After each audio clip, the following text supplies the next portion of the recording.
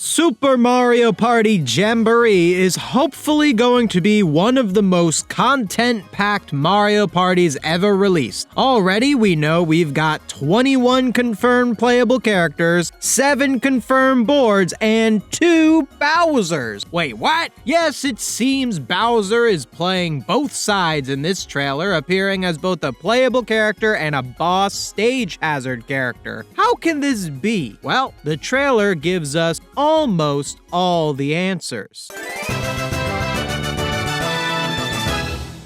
So on the trailer's surface, we only clearly see playable Bowser in minigames, but if you zoom in on some of the shots of the stages, you can see a regular-sized Bowser waiting to start a match. So we know for sure he can be used in the board games. However, one of the boards puts giant Bowser smack in the middle. I get it. You could play as Bowser in every other board, but this one you can't play as him because he's the boss, right? Wrong again. The big Bowser isn't just on the Bowser stage. You can see his big turtle butt right here behind Mario's Rainbow Castle. And the most substantial evidence of all, here is tiny playable Bowser on the same board as giant Bowser. 2 Bowsers in one place. This means that Bowser is playable and a stage boss at the same time, with the main distinction being that the NPC Bowser is giant and purple. At first I was like, what? That's weird and clunky and immersion breaking, but then I really thought about it, and I actually respect the developers for making this decision. It might actually be a way to please almost everybody. In order to understand why it's good we have 2 Bowsers, let's take a look at Bowser's strange history in the Mario Party series.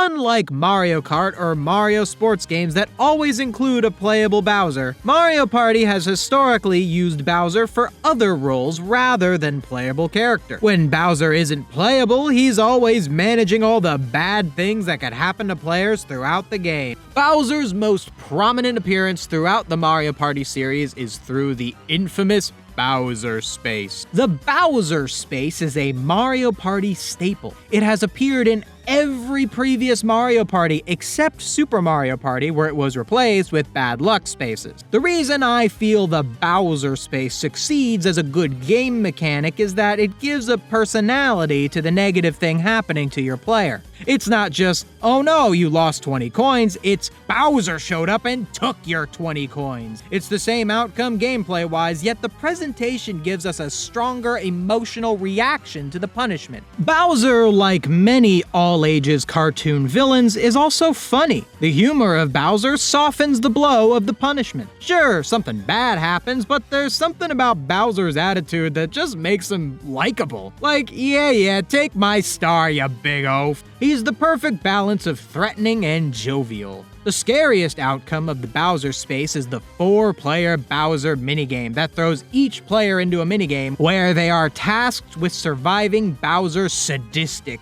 acts. Losing players could find themselves having to give up all or half of their coins or possibly even a star. They are truly some of the most nail-biting minigames I've ever taken part of, and Bowser's presence only makes them all the more suspenseful. Bowser not only shows up on the Bowser Space, but also has had other roles within Mario Party as well. One other Bowser role I would like to highlight is Bowser Time from Mario Party 7. There's this one Bowser Time where he summons one of those paintings with face cutouts and forces all the players to take a group photo. He then charges all the players either 10 or 20 coins for his excellent photography. Also, sometimes he will photobomb your photo. Oh, you goofball. Afterwards, Toadsworth remarks that you don't even get to keep the photo, so Bowser just kinda robbed you. But I like to think that Bowser actually keeps all the photos and hangs them up in his castle somewhere. When Bowser is a playable character, we lose this. Playable characters are often far less characterized and have to be able to fit into the mold that every other playable character fits into.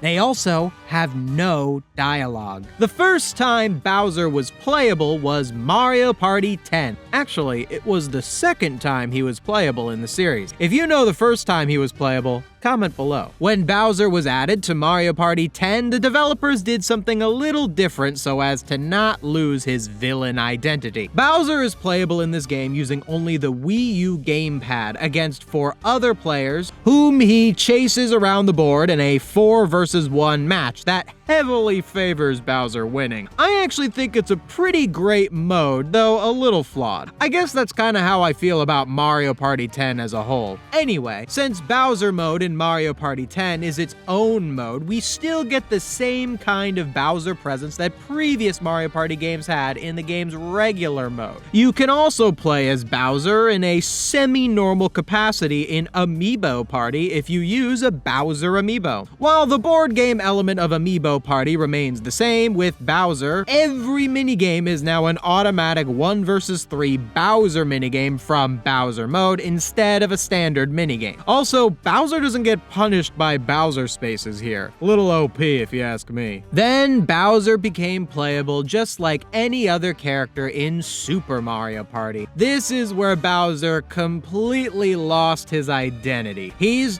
just another playable character. There's no humor, there's no threat, he's just another vessel you can play as. And hey, if you like Bowser and want to play as him, then this addition to the game is great. You get to play as a character you like. But Bad Luck spaces just aren't Bowser spaces. And Kamek just doesn't get the job done replacing Bowser as the host of negative spaces. Like, really? This Poindexter is gonna take my coins? It is kind of funny when Bowser lands on the Bad Luck space and Kamek is afraid of him.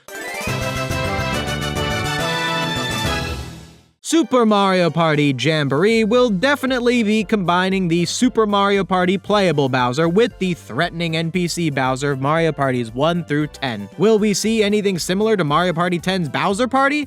Probably not. Bowser spaces are also confirmed to return in Jamboree. I wonder what will happen if playable Bowser lands on a Bowser space. I think it would be funny if the NPC Bowser is like, "Oh man, I hate to take your coins because you're so handsome, but I gotta do what I gotta do." Like, he doesn't even acknowledge it's 2 Bowsers. So now let's talk about immersion. I said before that I think that this is a good design choice by Nintendo, but it doesn't come without its issues. 2 Bowsers is weird. I'll say that much. It's a necessary weird, but it's weird. This isn't like a Goomba or a Koopa Troopa or a Hammer Bro where you see a bunch of them in one place. It's Bowser. He's kind of a singular entity. If you're a Bowser fan and want to play as Bowser, you're pretty much guaranteed to have your immersion shattered just a little bit. You just aren't gonna be as afraid of Bowser if you are Bowser. Any other character, whether they be good or evil, would have a reason to fear the King of Koopas, but not Bowser himself. Now, is this a reason to make Bowser completely unplayable? Absolutely not. I think it's a worthy compromise, and it avoids the problem that the first Super Mario Party had where Bowser's presence was lost. But if there's one thing I really want to see from Bowser, it's some more of that classic Bowser chicanery like what we saw in Mario Party 7. Bowser has been a lot more monstrous in recent games, and hey, it's great to have a threatening villain, but Mario Party 7 struck such a balance between threatening Bowser and goofy, jovial Bowser that I really hope we see a return to. I think that's unlikely considering how monstrous this giant purple glow Bowser already looks, but we haven't seen any Bowser dialogue yet, so maybe we'll get a few quips. One last thing. I think with the return of Bowser spaces, I really would like to see something done about Lucky spaces. I know in Mario Party Superstars they had Bowser spaces and Lucky spaces, and the Lucky spaces weren't represented by a character, but honestly, I think the positive counterpart to Bowser spaces should have a character represent them. In the past, Donkey Kong was the anti-Bowser, but hasn't been in quite a while. I don't need us to have 2 Donkey Kongs or anything, but having a character represent the Lucky space would go a long way. And unlike the Bowser space that can pretty much only be given to Bowser, a Lucky space has a lot of potential candidates of who could represent it.